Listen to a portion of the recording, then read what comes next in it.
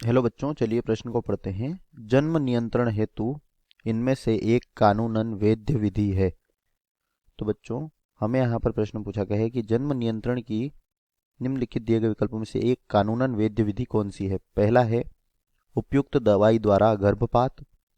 दूसरा है आर्तव चक्र के 10 से 17 दिनों के मध्य मैथुन या संभोग से बचाव। इसके बाद तीसरा है एक दिन के अंतराल से मैथुन। और चौथा और आखिरी विकल्प है मैथुन के दौरान परिपक्वता से पूर्व सीमेन का बाहर निकलना। तो कानूनन वैध विधि का अर्थ है कि कानून जिसकी क्या देता हो, इजाजत देता हो। तो बात करते हैं पहले विकल्प की। तो बच्चों, उपयुक्त दवाई के द्वारा गर्भपात जो है यह कानूनन वैध विधि नहीं है। तो यह तो क्या हो जाएगा, गलत हो जाएगा। इसके बाद बी है आर्तव चक्र के 10 से 17 दिनों के मध्य मैथुन या संभोग से बचाव। तो बच्चों, जो आर्त चक्र होता है इसके 10 से 17 दिनों के मध्य मैथुन या संभोग से बचाव। तो बच्चों, जो आर्तव चक्र होता है इसमें इसे मासिक चक्र भी कहा जाता है और यह कितने दिनों का होता है, 28 दिनों का होता है। 28 दिनों में से जो 14वां दिन होता है, इस दिन क्या होता है, 14वें दिन से 4 दिन तक क्या होता है, अंडोत्सर्ग होता है।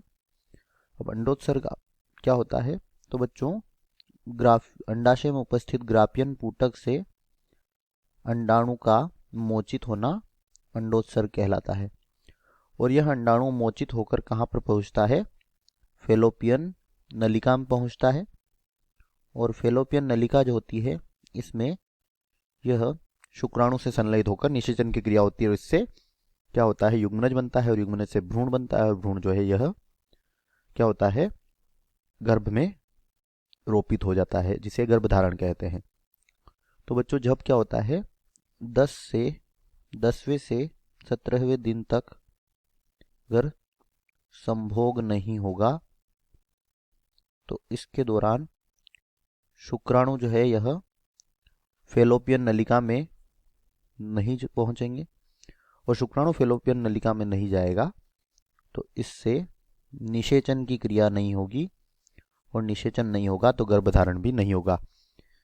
इसीलिए यह क्या है, एक कानूनन वैध विधि है, क्योंकि इससे महिलाओं में कोई खतरा नहीं होता है, इससे कोई उन्हें हानि नहीं होती है। तो यही हमारे प्रश्न का उत्तर होगा।